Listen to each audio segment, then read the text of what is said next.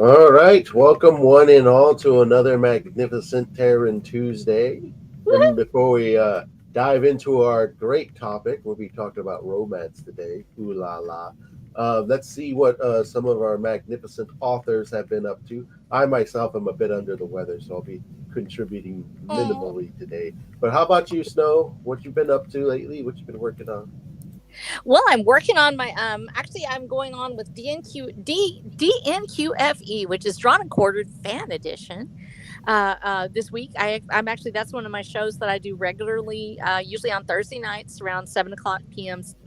Central, and we have 2.5 hours that we draw, and we have to get finished within that 2.5 hour period. Then we have a contest at the end, and we feature indie authors and people like that. And this week, I'm the indie author because I managed to. They found out that I had my new book coming out, Caballero So Camino. So I will be on Thursday.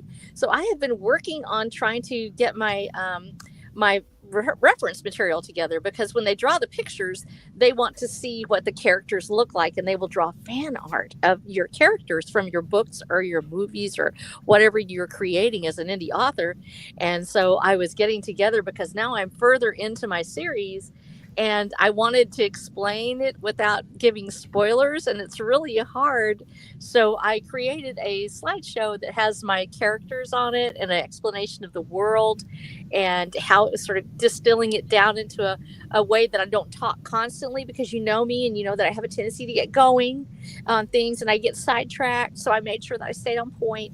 So I've been working on that, and I'm really excited because that's going to be coming up on Thursday. So pray for me, because I'm on there actually as an artist. And so it's really weird to change from being a person that's drawing for someone else to talking about my book for 2 hours. So I'm going to be kind of nervous. So y'all need to pray for me, please. Wow, whole 2 hours. Yeah, that definitely sounds a bit daunting for sure. Yeah. But all right, Black Knight, how about your week? Is it exciting? As exciting as this not Uh, turning week RH Snow's having? it's perhaps not that exciting, but I've been, as always, I've been racing to finish the edits on that one of my older books and reformatting it to my new best new standards. And I always try to sneak some time for new drafts. And because I've been heavily engaged in Substack's different writing days, story days, I decided to invest some of my free time to in another fantasy story draft, which will be for Sword and Saturday, and I will not talk much about it because it's still in the pre-draft stage. Mm, but it will be set in one of my oldest fantasy universes, which is probably not well known to most of the new readers, because I barely published anything set in it, except maybe on Minds back in the day. Um, the story of a solver of problems. I don't know. Some of you may have read about it. I'm not sure, but that was one of the major things that I was working on, especially today. And the past week, I was successful at uh, writing another chapter, which is this is the chapter before the end for the province of Terrence on Substack, and the also working on the drafts for the next story, which will be about one of Vincent's two friends, and this time it's Northstone Firehand, the spacer, gunslinger, and explorer of deep space, which I will hopefully begin to publish at the beginning of the new year. So yeah, Definitely staying busy all around here. yes, but still. Right on, right on, right on. Yeah, I definitely need to catch up on a lot of my writing because I'm juggling a handful of projects. But this cold I've got definitely slowed me down a lot, spending most of my time in bed these days. Aw. But with that said, we have a very interesting topic with a deep dynamic that has pondered the heart of many individual, and that is romance. Today we're going to be discussing romance of all things. R.H. Snow, would you like to start us off? Yes, I would love to start us off. This has been coming up frequently. The last couple of weeks, we've seen it over and over again on Twitter, otherwise known as X or Twix, if you will, that we've seen it come up several times, but also in the mainstream media. Why aren't men reading? Why aren't they reading? Why aren't they going to things? And a schism has developed, and we've seen this mentioned several times, between romantasy and romance as being almost strictly now a women's genre, and epic fantasy, science fiction, or fiction, adventure fiction, is being almost bereft of romance because people don't know how to write romance for men and women. It used to be it was a universal thing. You would have romance and a story, and it would be for everybody. Everybody would watch it. Anybody can sit down and watch Singing in the Rain and feel like it is a wonderful film, unless you hate, you know, musicals, and in that case I feel sad for you. But you can sit down and it's not a guy would go, oh gross, this is a romance, I'm not going to watch it. It Men and women have always enjoyed romance. They've enjoyed it together, and we have had this as a culture. We've had the ability to go watch romances together, and we're seeing this huge schism widening, especially in the West, over romance. What does it even mean? It's become this bastardized version of itself, and that's nothing against romantasy. If you're a romantasy author and you're writing for a specific audience. You're writing for women who want to talk about the monsters and women. The Beauty and the Beast is a very popular concept of women and the supernatural creature. However, we have stopped seeing romances that specifically involve men and women in that dynamic that is being shared with men and women as a universal romance. We're just not seeing it out there, and nobody seems to be reaching out to that group.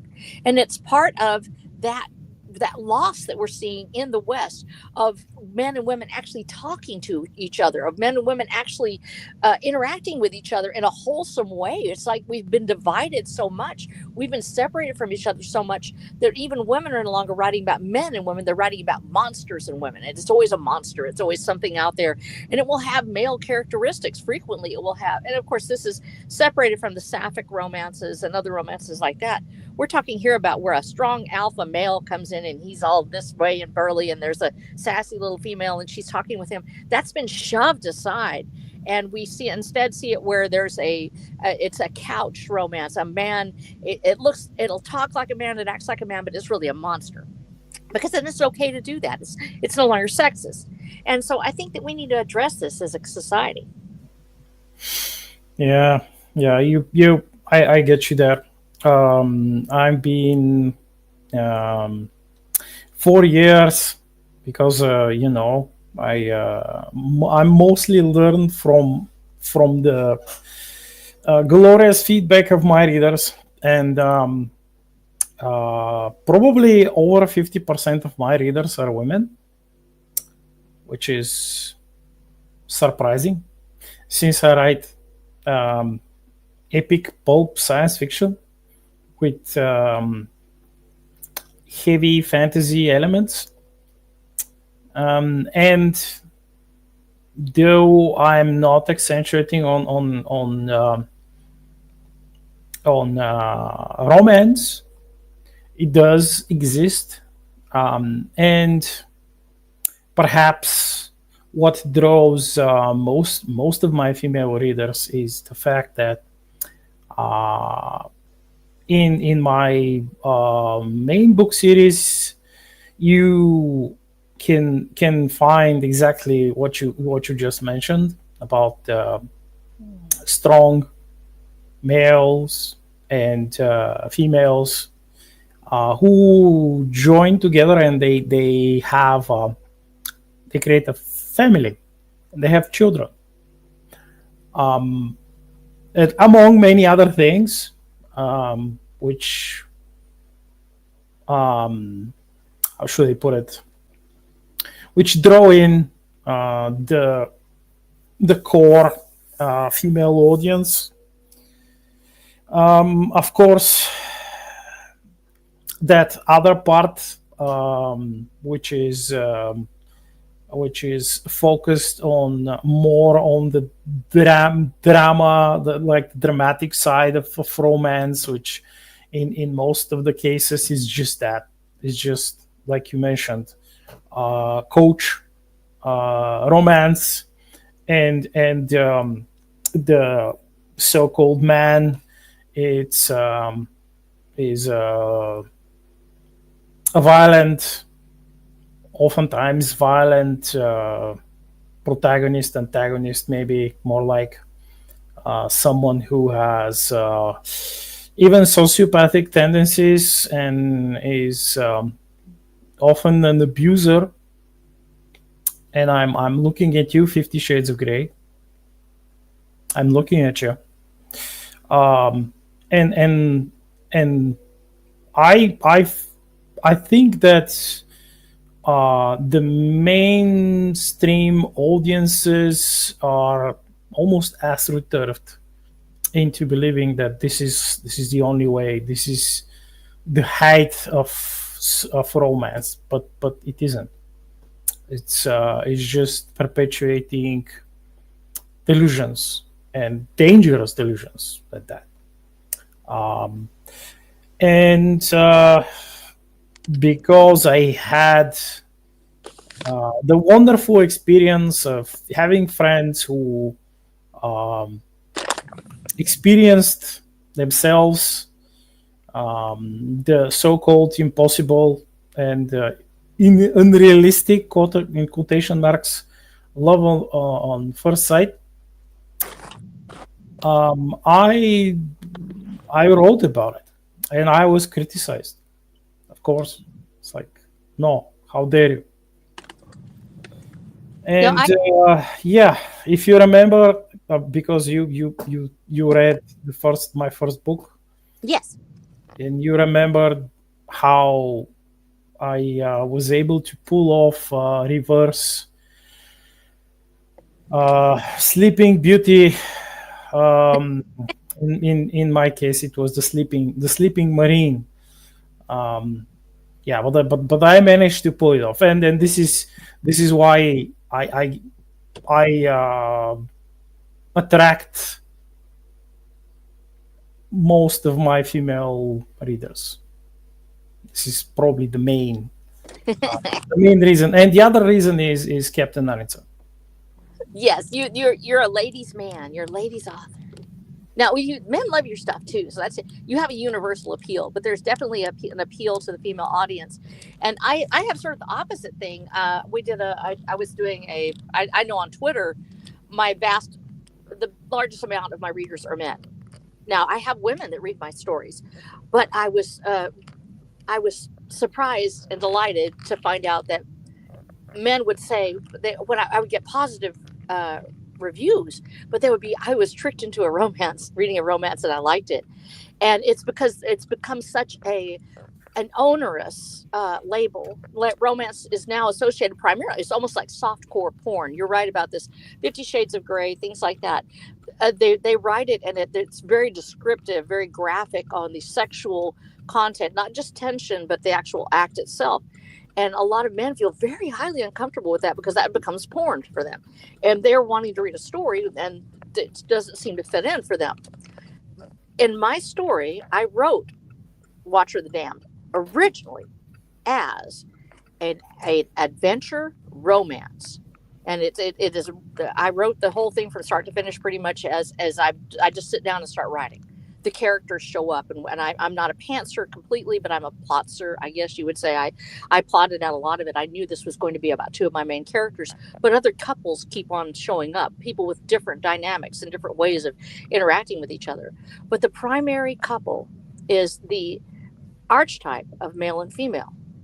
And the primary story in dealing with freedom is life, liberty, and the pursuit of happiness.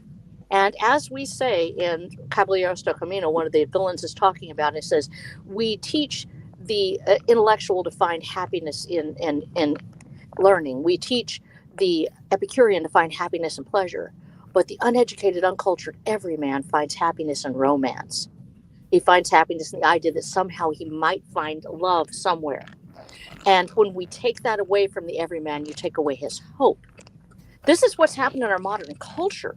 We've taken away that ideal of male and female coming together to create this dance of the sacred couple, the sacred yin and yang of masculine and feminine, that there actually are differences between us. The idea that viva la difference actually means something. I said this, I was on a stream with James Craig and John A. Douglas. And I said, we're not allowed to celebrate Viva la Difference anymore. And they said, what is that?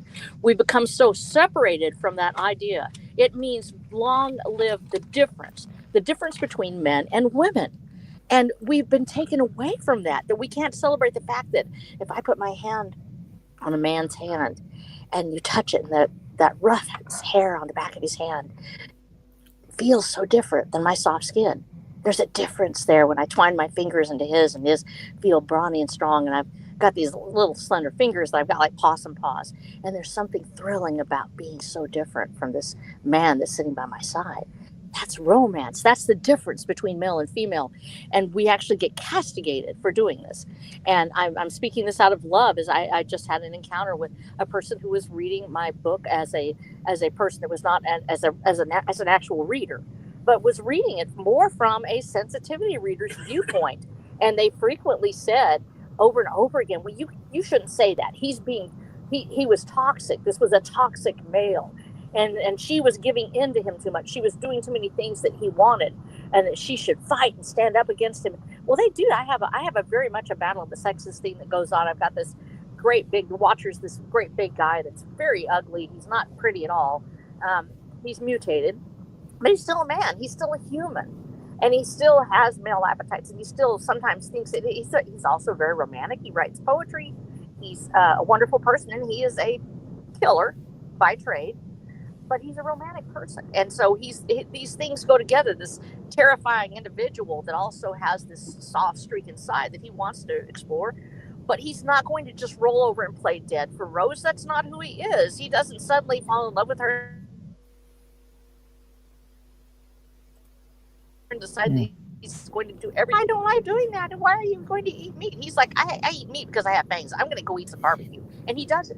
He stands up to her. And as a result, this sensitivity reader really felt offended that she didn't immediately call him out on it. And that that she had to tell him everything that he was supposed to do. And the watcher was problematic because he's male. He's male. If you live with men, if you love men, you understand that men have a different concept sometimes. Now, we are very much alike. We're all humans. Let's get that out of the way right now. I'm a woman that is considered to be from a traditionally male-oriented backgrounds. I was an EMT. I'm a volunteer firefighter. I still wear sparkly nail polish. I still am who I am. And I do think that perhaps sometimes more aggressively than some other women do they're in my age group. But I'm still a woman. And there's times when we don't really understand each other. It's like talking to a different species sometimes. And so they have that interaction. They actually go head to head on things that men and women argue about. And she's actually a religious vegetarian. She was raised to believe that eating meat's wrong, and she loves the animals, and she wants to save the earth. And she cried when he killed a calf because he wanted to have a barbecue. Well, this was deeply distressing to some of the sensitivity readers that read it. And I was like, we're not changing a thing in this book, because this is about real life experience, men and women. We want to interact, and we want to talk to each other, and we shouldn't be made to feel as if, especially a man coming in and saying, well, I want this thing. Why should a woman immediately tell him how wrong he is and that he just needs to give up and he's horrible and toxic and he needs to go away and that's horrible? That is Mm. romance. That's It's not tone romance about policing. telling people what to do. Yeah, it's And called tone policing. but that's it. And it's literally to a point where I could not have a male character without somebody saying that he had to be changed completely in order to satisfy them. And I'm like, you're not looking for that dynamic. I've had my readers love this interaction, and most of my readers are men. Men want romance. They actually want real romance. We're not talking about sex with a monster. We're talking about an interaction that has a sexual, intellectual, and a spiritual component. It is the dance between the sexes and what makes us different and what makes us magically interact with each other in such a way that it creates this bond that can't be overcome by time or space or culture. It has existed since the beginning. If you go back and you read the old tales from the Greeks and from the African stories and from the Native American cultures, romance is in everything. The dance of male and female as we know it throughout the ages has always existed. Not in every culture, but in almost every culture, there is a story that can be called romantic between a man and a woman.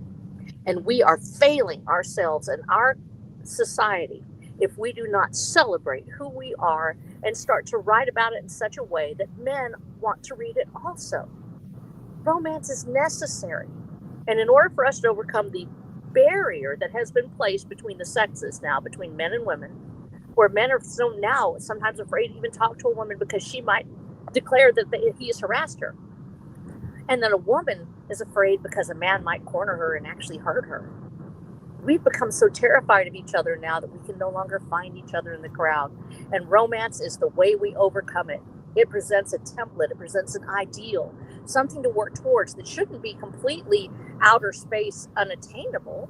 That's what makes it so sad in 50 Shades of Grey. It has nothing to do with love, and it's about a billionaire and a woman that hardly knows anything about the world. It's not real people. And even though Watcher of the Damned is a sci-fi Western romance, and it's obviously fantasy in that respect, and it's a fantastic world, the interactions between male and female are very realistic. And the Watcher's not some unattainable object. I guarantee you that at any point in time, you go out there in the world and you will meet somebody that is close to somebody like the Watcher, or somebody that's like Evangelo, who is the ranger, who's the heroic white knight classic male. Or you might meet somebody like Rose, who is a sassy little beta female, but she still stands up when she's fighting for something she believes in. Or Destiny, who is a girl who is the hooker with a heart of gold. She's so sweet and she can hardly stand to say no to anybody, and that's her problem. You'll find these people out in the real world. They're there. Love is waiting for you if you want it, and if you can just be brave enough to get out of that shell. But it's a hard road and it's painful because there are other people out there who don't believe it exists and they don't want us to find it. You know what I'm hearing here a lot of is actually the elimination of humanity from the equation.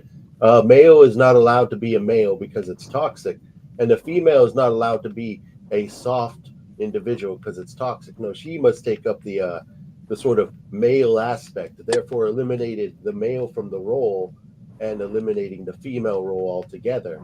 And ultimately just eliminating romance, which is probably, like you said, one of the most human elements. And it reminds me of something like an old king somewhere said. I believe the quote is always more important than whom you're quoting, and it was that I wouldn't give a sword to a man that couldn't dance. I don't think, like, if you can't grasp romance, you're gonna have a really, really hard time writing something people could get personal with. Because romance is about the two separate individuals coming together, and not always that. Sometimes romance, so you can be romantic or express romantic thought towards an object or an idea, a place, a memory, and all of that needs to be pulling from the same spot. And we've seen it throughout the years now where romance has been eliminated. You don't get romantic comedies anymore. all books and video games dealing with the more carnal issues is just straight hookup culture, sort of sex, and then maybe a person might accidentally fall in love while they're hooking up. Um, but that's become the norm, and we're seeing kind of like the death of romance, and with it, you're seeing the death of humanity in the in media form. Oh, the first thing we want to say out of our mouth is, I refuse. You don't have to accept what they push out at us. You don't Yeah. have to accept what they're trying to sell us. You don't have to accept it. Now, you're going to get your heart broken. Let's tell this is the truth. You're going to get your heart broken. Persons that you love, people that you are attracted to, they have been poisoned by this ideology. They have been led to believe that you are the most dangerous creature on the planet and they're better off with a bear. Or that you are a land whale who has now taken on third wave feminism just because you wore a pair of glasses. The truth is, there are men and women out there that are extraordinarily, excruciatingly lonely. And we no longer have a template for how to interact with each other. And that's what romance is for. And I refuse to give an inch to this. I am writing an entire series of 12 books. That's going to be four. By the time we get finished with it, there'll be 4 giant chunky books that each have their own special series that goes with it. And the entire thing, besides being about life and liberty, is also about the pursuit of happiness. Because what is life and liberty without happiness? What is life and liberty if there's not a hope that somewhere I can be happy? And yes, romance is not always found in the culmination. It's not always found in the fact that we found somebody at last and we're in love and it's a perfect happy ever after ending. Usually romance involves tragedy at some level. You love somebody from afar and they're never going to know it. You idolize someone who has been so important to you and they never quite return it. But the true romantic knows that this emotion, this ability to feel, is worth so much more than feeling nothing. And I say this honestly as a human being that's lived on this earth now for 62 years. You can be desperately, passionately,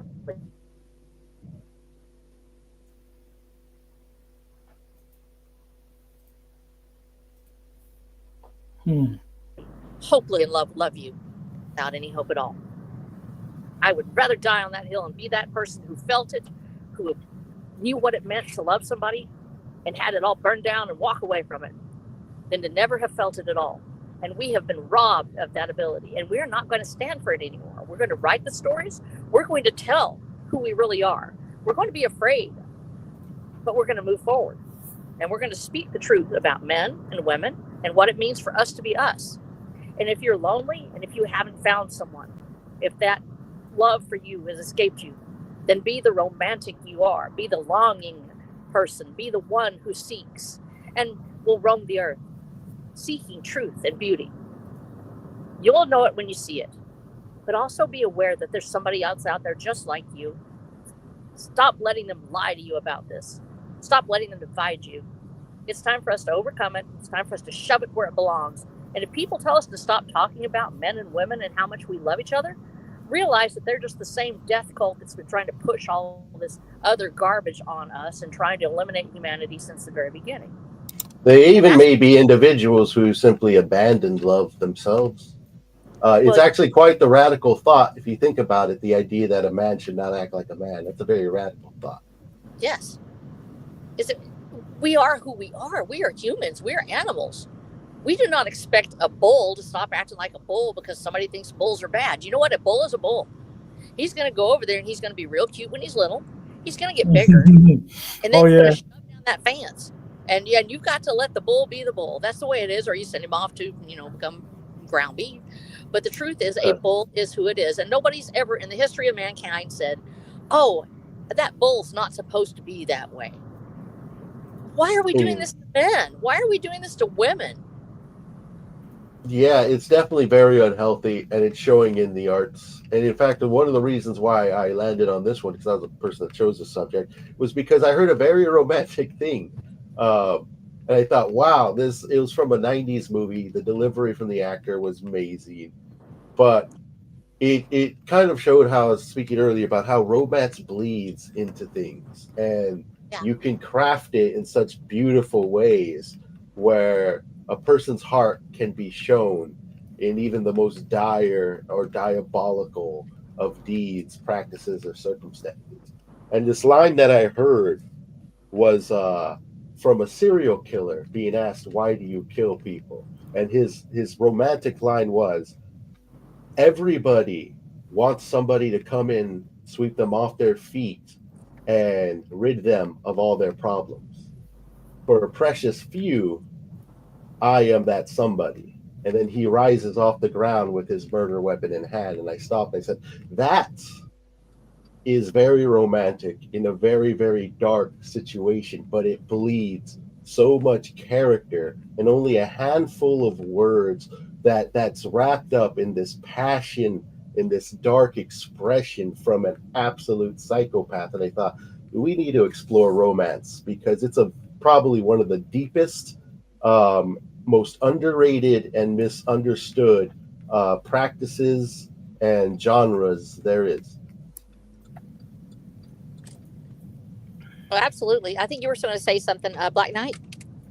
Yeah, I remember. One particular interaction which I had, unsurprisingly, with a sensitivity reader back on Minds, while they were trying to infiltrate the writing community.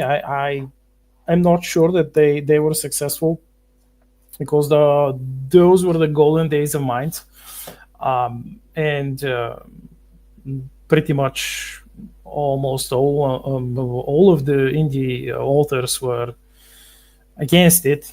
It wasn't yet infiltrated, like the community wasn't destroyed as it is now, almost destroyed.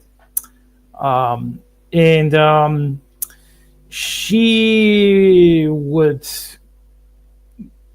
critique, in quotation marks, anyone who even remotely wrote about the so-called dangerous cis heteronormative relationships.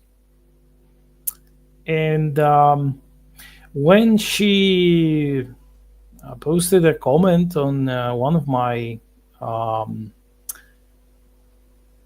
blogs, which I often posted excerpts from my books, and she was trying to convince me that what I wrote was dangerous and it will endanger these like special people who decide to do certain things to themselves. And I just ignored her. That's all you can do. We cannot write for everyone, and we say this honestly. Anybody can read our books, but we are writing a story about a particular thing, and there is literature out there for people that are trans. There's literature out there for LGBTQ Oh yeah, plus, definitely. and it fits that genre perfectly. And the truth about the matter is one of the things that makes it so hard is we go in and we demand that every story be fitted for every reader every time, that they have to see themselves in it. But that's not possible. You can't write your story. You're just writing a mirror for a narcissist, if that's the case. If a reader only picks up a book so they can see a perfect reflection of themselves, and they're not reading a book, they're just looking for another image of themselves. And it's a symptom of a narcissistic culture. Instead, we should be reading that story. And we do want to have relatable characters. We want to have people that we understand. So let's understand something. This world is created of men and women who are different from each other. And the vast majority of them are attracted at some level to male and female opposite sex at some way. And we need to be able to explore this. We can't simply say, oh, we're not going to write that about that anymore, just because there are other populations that don't believe that. There's nothing, this doesn't endanger somebody for me to explore what it means to be male and female and to explore that dynamic. It doesn't change whether or not they're reading their own books. It doesn't change how they look at themselves. For instance, in Watcher of the Damned, the primary focus of the plot is that women have been virtually eliminated from the planet. They were wiped out by a gendercidal virus. That's in the blurb. And the entire population has been transmutated by this testosterone bomb agent that virtually transmutates or transsexualizes almost everyone. The few women that are left have become masculinized. They've stopped being fertile. They're still women, and they still look to a certain extent like females. But some of them are a lot more muscular. They're a lot sleeker. They're a lot stronger and faster than they were. And like I said, they've stopped having children. There's no more children in the Watcher of the Damned universe. Women as a fertile creature who is soft and round and had babies were eliminated. This got my story pulled out of a science fiction contest because I used the word fertile.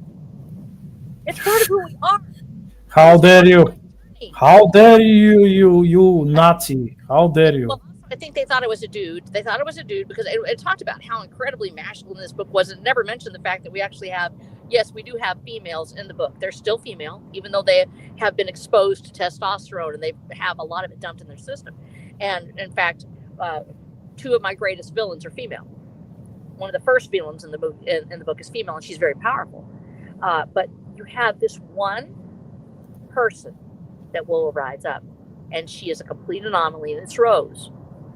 She is not, and I won't spoiler it, but she is a fertile woman.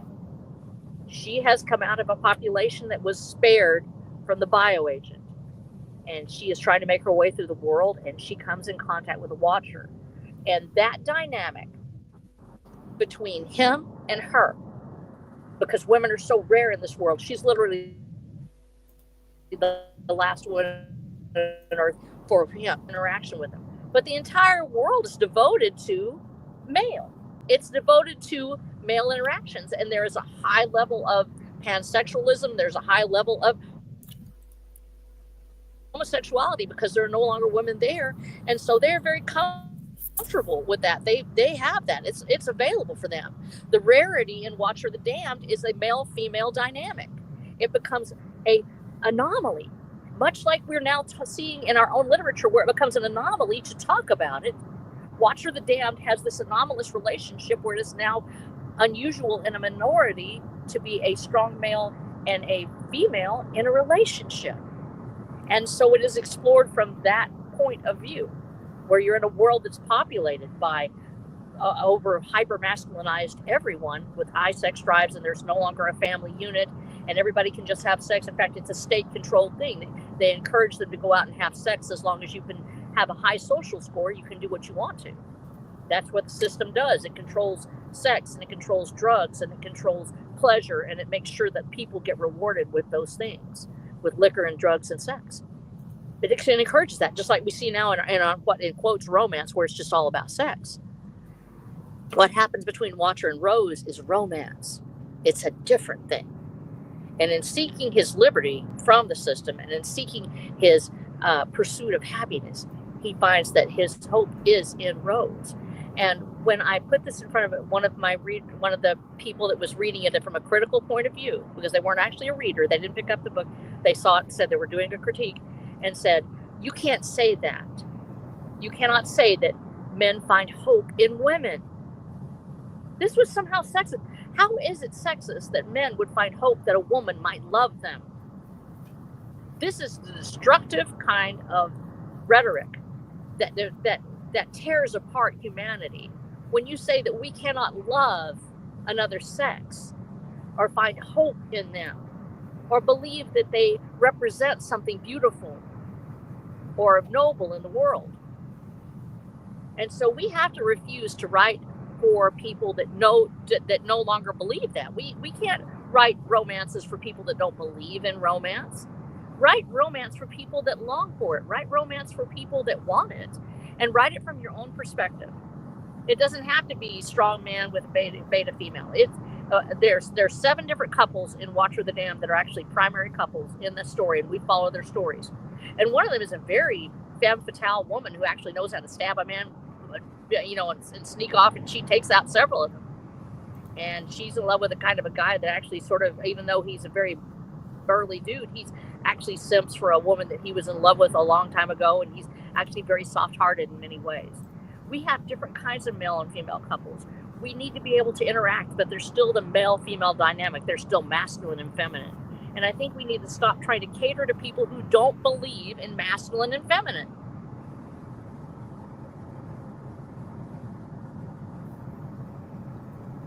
Definitely. I think that's probably one of the largest issues, I believe, holding back a lot of these new writers who bow down to these censor police, which unfortunately a lot more like that's what they are. You call them sensitive. They call themselves sensitivity readers, but they are censorship police. Well, yeah, I think for one of the, and we have to acknowledge, now this is me as a person who has survived a minor sexual assault, and I'm saying minor because I did not get raped. But there is a danger. We see this every day. We know that men can be dangerous creatures. This does not negate the fact that that's dangerous. It does not say that women should accept anything. This is where it's conflated. We talk about romance, and we immediately feel like we need to say right away, oh, but we need to acknowledge that men are dangerous and that they can destroy people, or that women can be evil and they can tear apart your life with false accusations. Yes, all these things are true. Romance has nothing to do with that. A man acting like a man in the noblest sense, in being a masculine person, does not mean that he is going to harm somebody. In fact, it should mean the exact opposite. When Jesus says on the Sermon on the Mount, and the meek shall inherit the earth, and he talks about the meek. Meekness in the Greek actually is about the strength of a lion that does not bite down on the neck of its cub. It has strength that holds itself back to protect and to nurture. There is nothing that is remotely toxic about a truly masculine man who protects those who need protecting and defending. And there's nothing weak about a woman who loves that. I can love that. I can still shoot a gun. I can still protect myself. I know some martial arts. I'm never going to be as big and tough as my husband. I'm never going to be the kind of person that can actually just reach over and take down a man in the middle of it, like a long, drawn-out battle, because I'm 4'11", and I do know some techniques, but I know that I put my strength against their weakness, and what that means is that I take down a person as quick as I can and I run away. Girl boss that just takes out everybody and don't need nobody is not a romantic ideal unless she has a weakness somewhere. And I have known women that were very close to girl boss status. And I'm talking here about the fact that you see them and they can actually kill a dude. They know martial arts, and they know how to wrestle, and they know how to shoot, and they're warriors. There still is a vulnerability there at some level. The way we find each other is through our vulnerability. We show our best strengths, but the opening to the heart is found in the soft place. The opening of anyone's soul is found in a part where you can push through, where the wall is thin. And that's how we find each other as men and women. And so a man who is being truly masculine is still going to be gentle in the places where he needs to be. And he is not going to overpower or sexually assault somebody just because he's masculine. In fact, he should be refusing to do that and should be capping somebody in the head who does it. If somebody is attacking a woman, he ought to be putting a cap on him. That's the way it is. Yep. Pretty much. And this is why sometimes when we write normal stuff like this, it's viewed with almost extreme hostility by people who have already been, like you said, poisoned by an ideology, and they cannot see any. I mean, they cannot tolerate like this which is already famous, like intolerance will not be tolerated.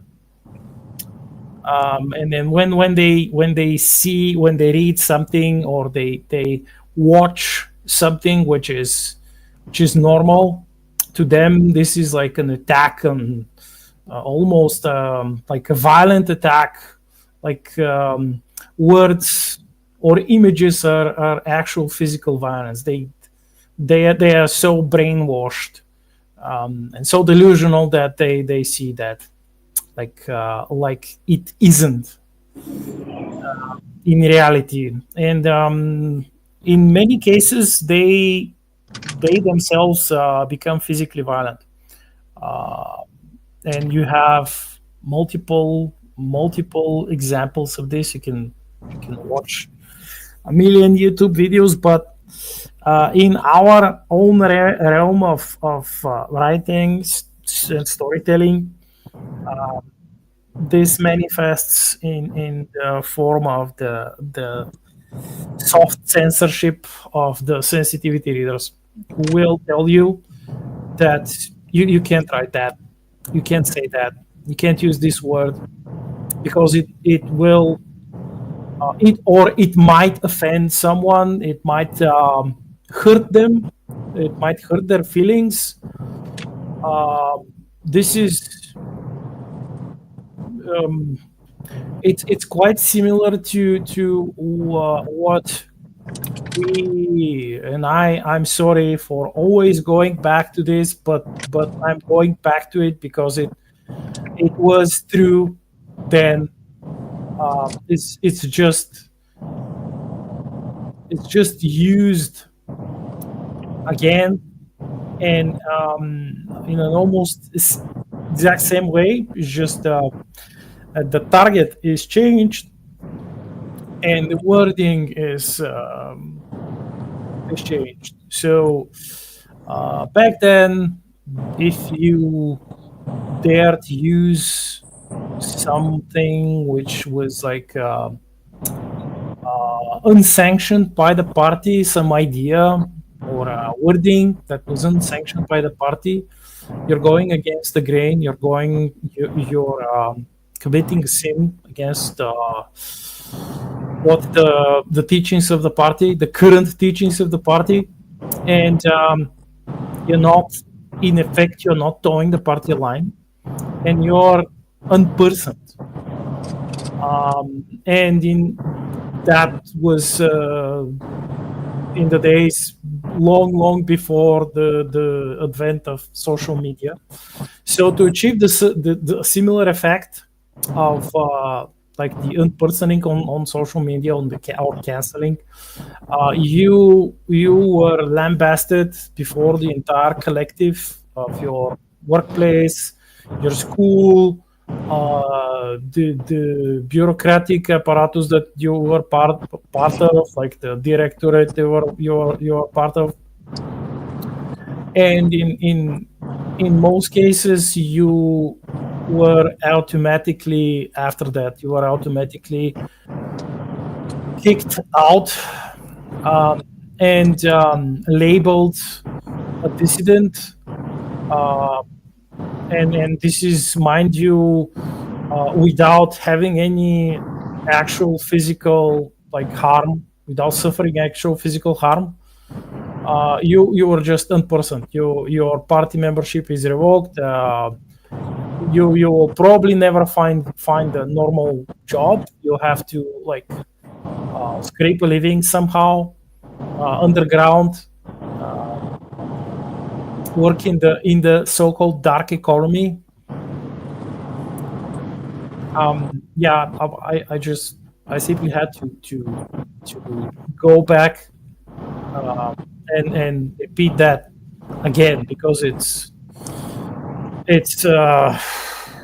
pretty much the same tactics, the same strategy. Well, absolutely. And the reason why is because these are the same people that are now trying to run your life now. That is communism. That's what it was. You see the Cultural Revolution here now. And these people don't want you to procreate. They don't want you to get together with somebody and make more people like you. They don't want you to make freedom-minded children that want to think on their own and do their own thing. They believe that if they let you die off, that they can have all your stuff, including the land you own or the things you have. And so they don't want you to have a family. They don't want you to find love, and they don't want you to find romance and make a baby somewhere that might actually challenge their power. They are fine if we all die off. And as a result, we need to say, no, we're going to do what we're going to do. We're going to do as humans have done throughout the centuries, throughout the millennia. We are going to find each other. Men and women are going to love each other. And we are going to do it in such a manner that we can take care of ourselves, that we are not being run over or threatened or bombarded with sexual assaults or be shrilly harpied at by somebody who's evil. We are going to be able to find each other and love each other and have children and live our lives, because life, liberty, and the pursuit of happiness requires us to take our own destiny into our hands. And that means that we have to try harder now. We are up against forces that are out there. And I say this with all sincerity. Anyone who does not believe that there isn't an actual push to try to erase humanity by taking out families and children, by taking away life as we know it, and pushing down our throats only pleasure, or mindless sex, and people becoming so desperate and so depressed that they do believe that life is better off if I just never find a woman. I don't care if I ever find someone. I'll have sex where I want, and I'm just going to go eat a fine steak, and I'll go off by myself, and I'll be perfectly happy, and perhaps they will. And a woman that goes ahead and she goes back to her house, and she maybe has a pet or something else, but she lives by herself, and ain't it grand, and it really does feel okay for a while. But nothing compares to finding the love of another human being and making it work. And yes, there's a huge risk that it isn't going to work. And I can tell you that because I've had a divorce. I've been there already. I can tell you right now, it's hard. It's hard to find somebody. It's hard to find love. But when we erase romance from our lives, that is a concerted effort on the part of a governmental entity that would like to see us give all of our stuff to them. And the answer is no. Go find somebody. Take a risk. Look for someone who wants it just as much as you do. And when you are writing these things, when you get that pushback from other people that we aren't allowed to say that, we aren't allowed to do that, that woman isn't allowed to want a baby, or that man isn't allowed to want to try to save someone, or maybe they aren't allowed to just be together and be vulnerable as human beings, male and female, needing each other. When did they become an authority? And I wrote about this week on my Substack. People only have authority if we give it to them. There's no reason for me to give these people authority. They have no authority over me. Nobody died and made them Jesus. There's no reason for me to accept them as suddenly some sort of expert on sexuality when they don't even know how to do it. Go out there, live your life as who you are, write your story as it's meant to be written. And yes, it's important for us to consider the feelings of other people. It's important for us to say, you know what, I don't really want to just be evil and hurt somebody. I don't want to say something completely off the wall that's so ugly that they're not going to read my book. But the truth is, in my story, the watcher is somewhat sexist. I got news for you. If you live your life long enough, and if you do all the things you want to do in life, you're going to make a mistake somewhere. You're going to have an idea that somebody else doesn't like. And there will be characteristics or flaws that you have, male or female, that are going to rub the other sex the wrong way. That's the way it is. The watcher is sexist sometimes. He doesn't want Rose getting out there and getting herself killed. He thinks he's going to keep her from doing it. He tries sometimes too much to keep her from doing that. And she says something about it. She actually says something about it, and he thinks about it, and he decides whether or not he thinks it's really a good idea for her to be out there blasting away at the enemy when he's trying to save her so maybe humanity can be restored. But they work it out. And if he's sexist for some reason, that's not the end of the world. It didn't destroy life as we know it. I was 9 years old, and I had people tell me that I couldn't be in Little League Baseball because girls didn't play baseball. Do you know what I did? I lived my life. I went on and I played baseball with my dad and my brother, and eventually they let girls into Little League Baseball. Did I spend the next 50 years crying about it? No, I got that freak over it.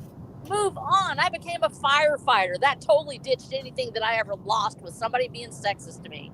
And if you think somebody wasn't sexist to me sometimes on a fire scene, where they worry that maybe I'm going to get burnt up because I'm like really little and I'm over there fighting it. They say something, and sometimes I let them help me because maybe they're right, or maybe they're just being a jerk. And I'll say, "Hey, move back, I got this," and they listen.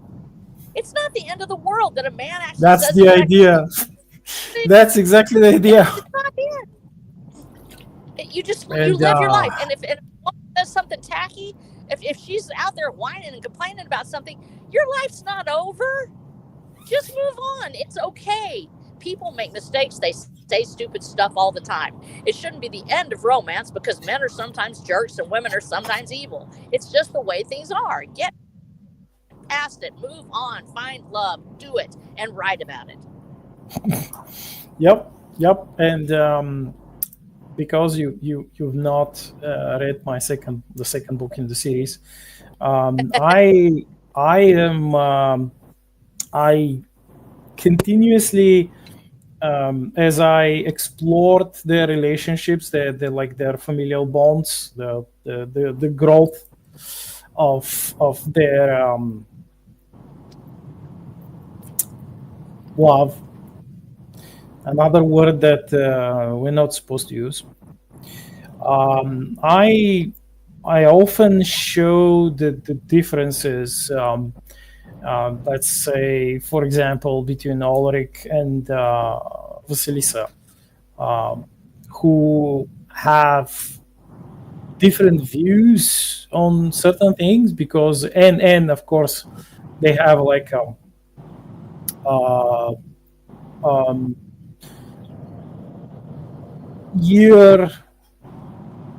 many years of cryo sleep between them, stasis sleep, because Auric would have otherwise died when his ship was destroyed. And so he is a product of the 1930s Earth, and she's a product of the 2000s something. And though they don't use these like Gen Z, Boomer, etc., like they don't have this, they don't care about this. They never use that terminology, but it still has a difference because things were quite different when he was a boy. He was growing up, and quite different when she grew up. And of course, they have like these cultural differences, and of course, since they are a man and a woman, they care about different things, and their thinking is different, their brains are different, their physiology is different. And sometimes she would say like, why are you doing this? And then he would not understand her for like a myriad of one of these reasons that I've just listed. He would like attempt to help her understand, and sometimes she would, sometimes she wouldn't, and then something else, she would say something that like, why are you doing this? This is like, this is not acceptable. And he would say like, well, I'm doing it because that otherwise we'll die. And it's normal to such an extent that I've had readers who would say like, me and my wife, or like me and my husband have had a similar conversation, and this is like, it was quite wholesome reading it in a modern book, and yeah, that's probably another one of the reasons why I have a bit more female readership than male. I think that with it's the authenticity the willingness to have a discussion, to actually to get it wrong, to be allowed to be that person that you are. That's what we're all looking for in reality. And in literature, it should reflect that. One of the fastest ways to really sink a romance, and I found out this because I'm writing these scenes, and I had people tell me they were so afraid that the first thing that would happen is that it would just sink into the morass of, this is all the story is about. This is all it's about, is them staring deeply into each other's eyes and just feeling wonderful. And the truth is that romance requires tension. It requires that dance, that balance. And there's sides that go up and sides that go down. There are people that are interacting and pulling and pushing against each other. And we have conflict in there. Even though it's romance, it's conflict, because you're trying to work out the details. When you're actually arguing about something, or you're talking about it in such a way that it's productive, nobody might really be totally convinced of your viewpoint. They might not change their own mind, but they just accept the fact that you think that way. That's what you do. That's who you are. And I come from a family of women that are very scientific in many respects. My mother was a physicist. She actually was one of the first women to study physics at North Texas University in the 1950s. And so like I said, we're very different that way in some respects. But so I grew up thinking that all women are very intellectual. They're very, very likely to be very highly educated. And she would think in such a convoluted way that my dad had to sit down and just sit back and listen to her while her brain would just unwind. She was so incredibly intelligent. He didn't demand that she make it simpler for him. And she would sometimes get a little frustrated because she was trying to explain to him what it was she was actually seeing in her head, and how she could put it together. And he was extraordinarily brilliant in his own way. Like I said, he was an engineer on the Saturn V rocket project. And so he would listen to her, and she would tell her this thing. And he never tried to make her into him. He never tried to stop her from being herself. If he didn't get it, he would just go, oh, well, I don't really understand that, but I love you. he thought he won the lottery. And she felt the same way about him. They didn't have to completely accept everything the other one said. They didn't have to change themselves to fit everything the other person wanted them to be. They just had to be themselves. And if there needed to be a little compromise here, or a little bit of, balancing act there, they'd work it out.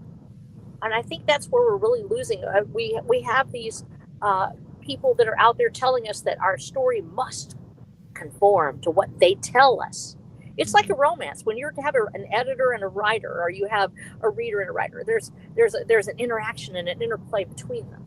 And when you have a beta reader and they come in and they tell you, you have to change this character, and he has to do these things, and he has to be this way, that's not a beta reader, that's a writer, and they need to go write their own story.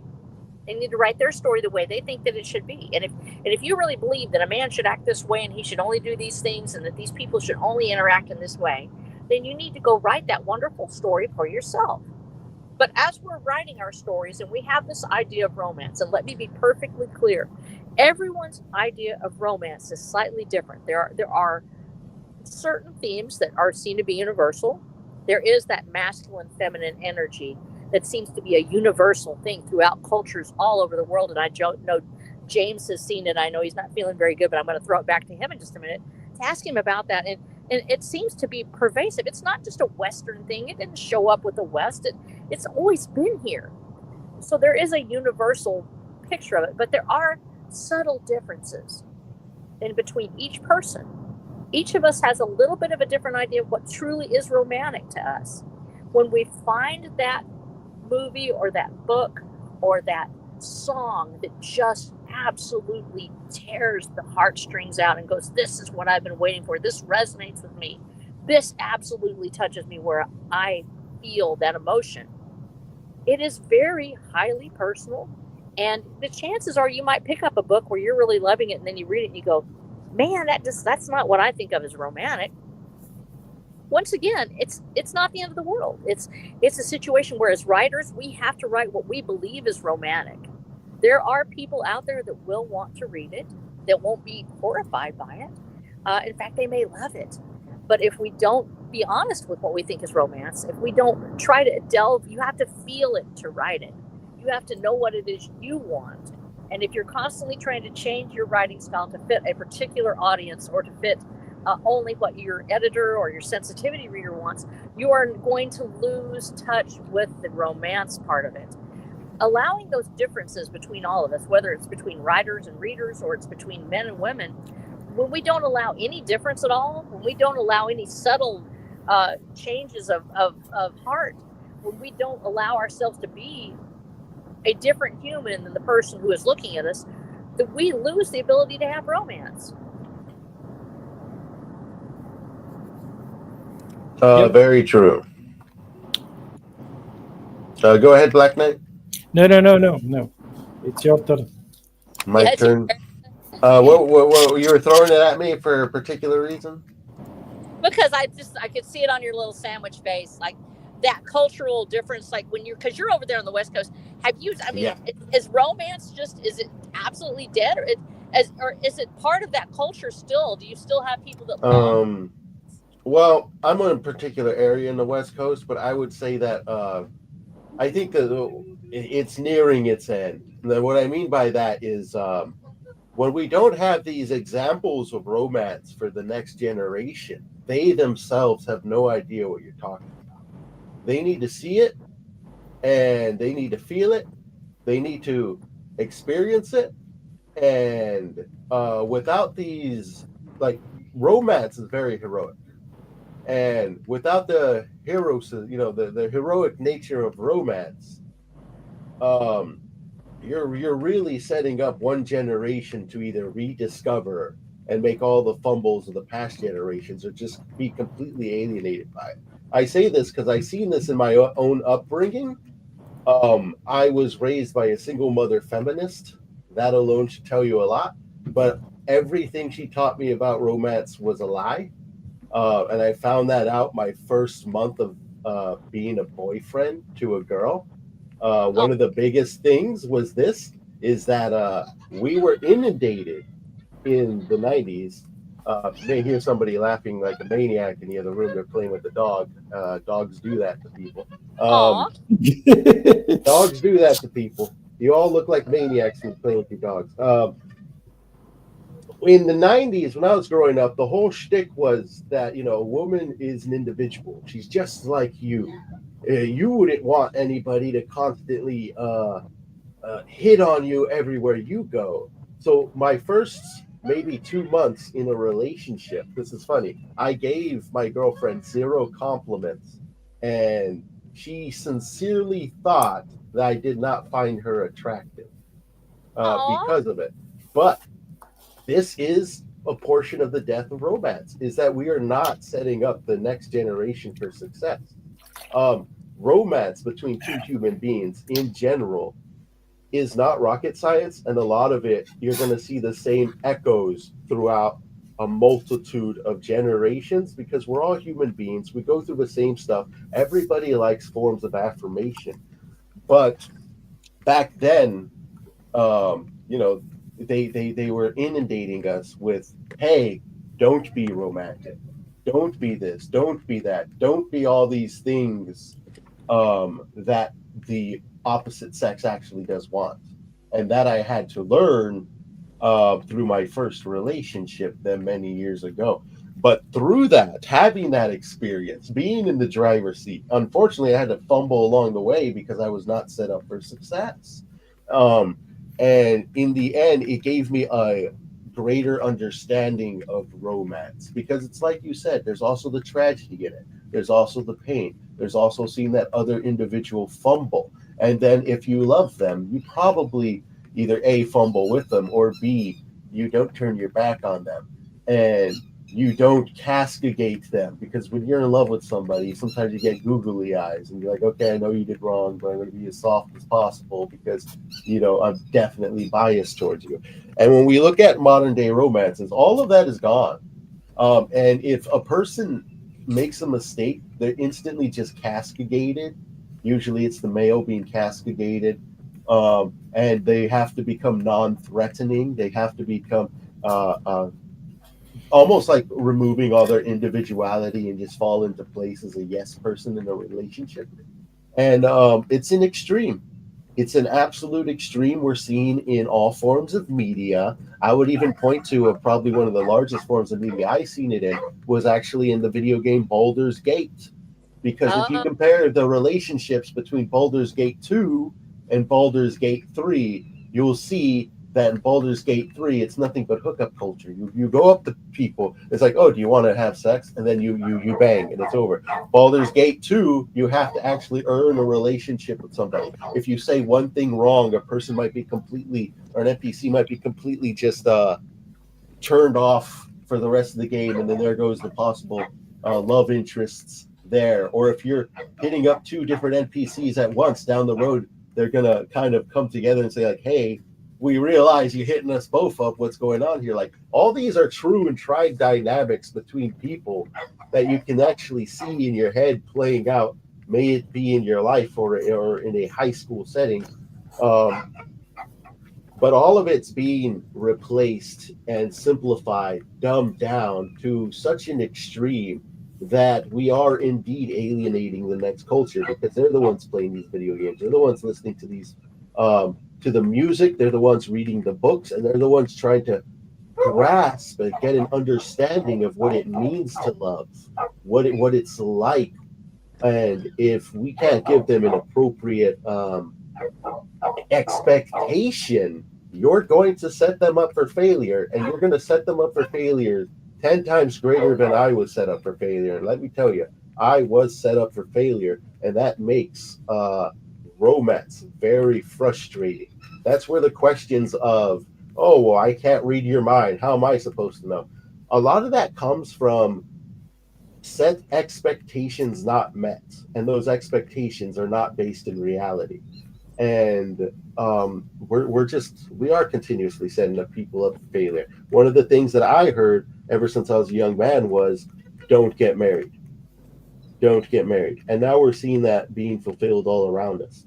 So, write romance, experience romance, be a hero, and kind of like All Right Snow says, you got to go out there and you need to at least try, because even in the failure of romance, it will hurt, but there's a story there that you'll be able to pull from, particularly for the creatives. And it's its own mini life lesson filled adventure that maybe your heart will hurt, but your world as a whole will remain. And we need to really just go out there and become the heroes of our own stories again, and try to blaze a trail, and look to those younger than us and say it's not impossible, it's not bad, it's not a foreign and alien thing, it's a very human thing, it's the most human thing there is. I'll point back to what I said earlier about literature, and that is if you've been in love, you may have the ability to actually engraft romance into objects, places, and things. And the beauty of that is it allows you to actually peer into the soul of a character or an individual, and see not only through their eyes, but but feel through their heartbeats. And you may be able to get these interesting, in-depth explanations that may ring 1,000 songs to 1,000 different hearts. Um, but that's at the centerfold of any masterpiece, and most masterpieces in general is romance, a love, a passion, a drive. And like you said, there's a definite governmental push, and I think a huge portion of it is to eliminate the individual, eliminate the drive to want to act as an individual or be heroic. I'm 100% in agreement with you. I Yeah, we we've done a huge disservice to everybody that's coming in our footsteps, to ourselves even. And the truth is that we no longer have a knowledge of when we had a courtship culture. And I actually was casting it at one point for using the word courtship in a story, uh, thinking that was somehow sexist because somebody expected a kiss in return for something. It was a set of rules. You would do this thing, and usually the woman actually drove the action. As I said, if you want to know about romance, watch The King and I with Shall We Dance. Watch that sequence as Yul Brynner, who is a short man, by the way, so I don't want to hear anybody crying about being short. One of my major heroes in my story is actually the shortest man on the planet, probably, and he gets all the ladies because he's that good looking. But you, as he approaches, They are equal in size, they are equal in power. You have Anna and you have the king. And I know it's culturally inappropriate now considered to be, but it's still a fascinating story about a woman who actually goes overseas. And it's a true story to a certain extent until she embellished it, of how she actually interacts overseas with a king from another country. They are equal in size, they are equal in stature and in power. However, they have a feminine and a masculine dynamic. She opens the door for him to dance with her. He accepts the challenge. After a certain point, he will dance along beside her. He will do what she says. Then there will come a moment where he has to take the lead. Every comment on that video for Anna and the King with Yul Brynner absolutely gushes over the moment when he puts his hand around her waist and pulls her closer to him as he takes the lead. And from that point, he takes the lead, and she has given him the ability to do it. This was a courtship. It is a master class in one song, in one sequence, of how the dance of masculine and feminine works. The woman opens up the door. She's in charge of the action. She lets him in. And then he must decide, does he want to take the next step, and will he take the lead? This was courtship. We no longer seem to have that in our culture, but we can. Refuse to allow these people to take away what you know is true. Watch those old movies. Until the last 10 years, you had the ability to watch a movie with romance in it. They had romantic movies. They had romantic stories. Go back and watch them. We have the ability now to create entire societies of people that we could signal to each other, I believe in romance. Wear a flower in your hair behind your right ear. Or put a boutonniere in your pocket, a flower on it. This is who I am. I'm looking for someone who believes in romance. Let's find a way to communicate with each other that I watched these movies and I loved them and I want romance. I'm looking for this. A secret way to let each other know this is what we believe. And then watch those movies together and say, what if we did it this way? What if we tried this thing? And if we get it wrong, we get it wrong. And if we get it right, we win.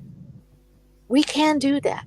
And as writers, as authors, we have an obligation to open up our hearts and let the romance flow out. Even if it's in the middle of the biggest battle, there's a place for romance. Like I said, Watcher of the Damned is primarily an adventure story about life, liberty, and the pursuit of happiness. But without that romance in there, what is happiness without love? And so we have that romance in there.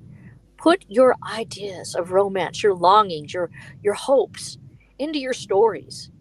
Let it speak to someone's heart. Let it teach them. Maybe one day somebody will put a flower behind her ear and a man will put a boutonniere in his pocket and they'll say, I read Star Shatter, or I read Roll Without End, or I read Watcher of the Damned, and I want a romance like this. And they'll get together and they'll say, okay, let's try it that way. We can change the world. We just have to decide we're not going to let anybody stop us.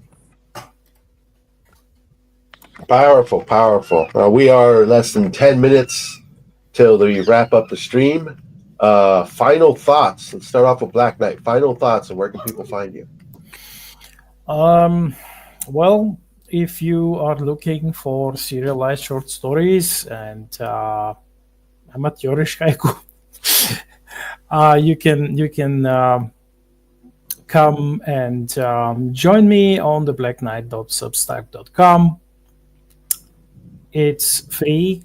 I don't ask for a subscription fee, and you will be able to read my newest serialized stories.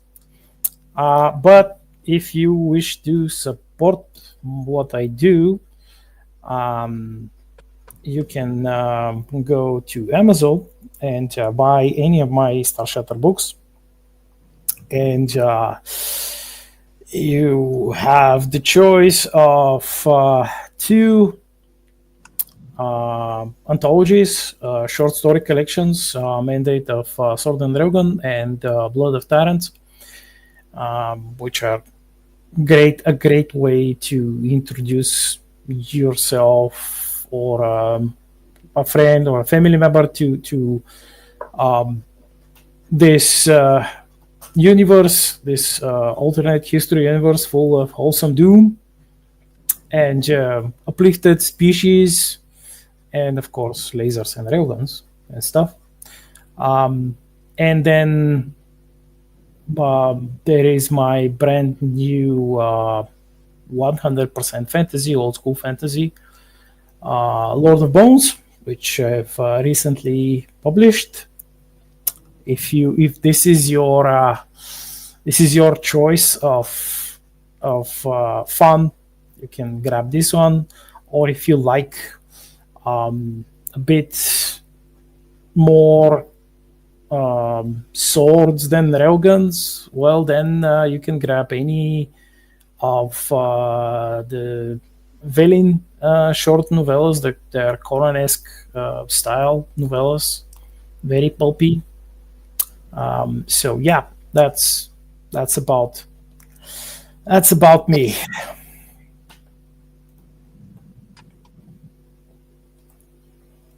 Your final thoughts on the subject matter.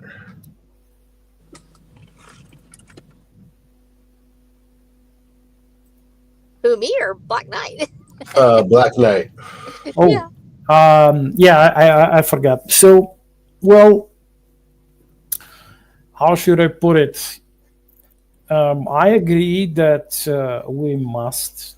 This is it's almost universal that we must write about the normal physical relationships and families, especially families, because they truly want us to die.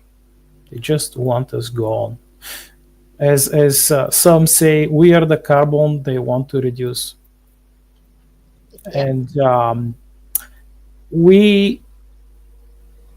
many who choose to swallow the black pill, they feel and they think that there is no hope, which is exactly what our enemy wants.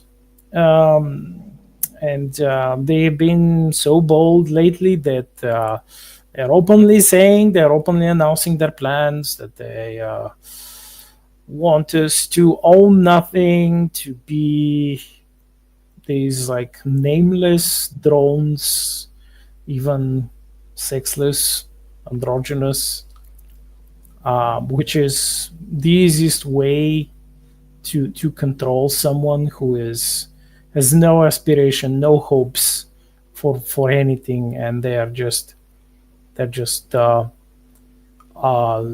reduced to someone without spirit and without any higher mind functions.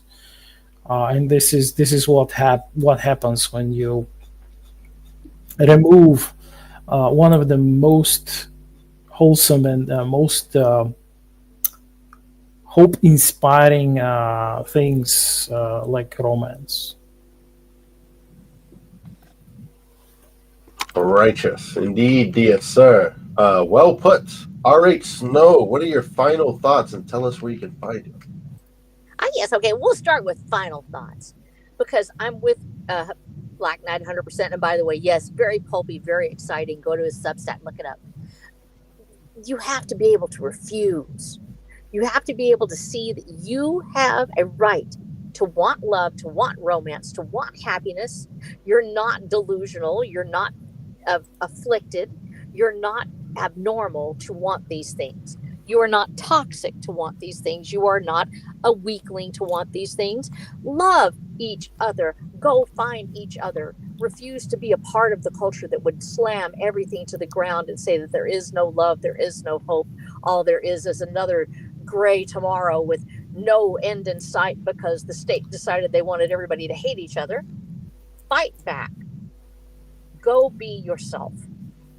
Go live your life as you wanted to live it in the first place, with love, with hope, with compassion, and with romance. And that means that you have to go out and face that world every day, knowing that maybe those dreams won't ever really come truly true. But you, as a passionate, romantic human being, You yourself, as you are, who you are right now, just by yourself, even. You deserve to be you. You are beautiful that way, that longing, that hope that's in your eyes. It makes you the human that you are. And it doesn't depend on somebody else accepting it, it doesn't depend on somebody else approving of it. You are a human being born to be a romantic soul. Go be that person, go write that person, and go live that person, knowing that you are passing on this belief in the beauty of life, liberty, and the pursuit of happiness onto your readers and onto whoever it is that you touch in the future. And you can find me at watchofthedam.com and on Amazon under R.H. Snow. Watch of the Dam, my sci-fi Western romance, where the Watcher goes out in pursuit of life, liberty, and the pursuit of happiness. Excellent. We might have to close out just a tad bit early today, a couple minutes to spare. But there's very few that I could add on that I already haven't said. I think I went on a pretty good rant earlier. Read old school romance, understand old school romance, and realize that romance isn't just for girls. Romance is heroic. Romance is in everything. We even talk sometimes in cinema how we romanticize death, which is true. That's because we're trying to create art and we continuously pull from that romantic piece of us. So go out there, understand what it is. It's going to improve your writing. You too, one day, may be a talking sandwich. But until next time, my name is the James, the Talking Sandwich Esparza, here with Black Knight and R.H. Snow. If you guys enjoyed the stream, please leave a like, leave a comment down below. If you're watching this on the replay, share it with your friends, scream it to the top of the world. We're going to respect your time. We're going to get out of here. Thank you so much for joining us. And in about a half hour's time from now, Frederick is starting up the art stream, which I don't have a link for, but I'm sure you'll be able to find it. He's one of our fellow Iron Agers and an artist, but check that out if you can. But with that said, we are out of here. Have a good one, everybody. Goodbye. Bye-bye. Bye. Everybody.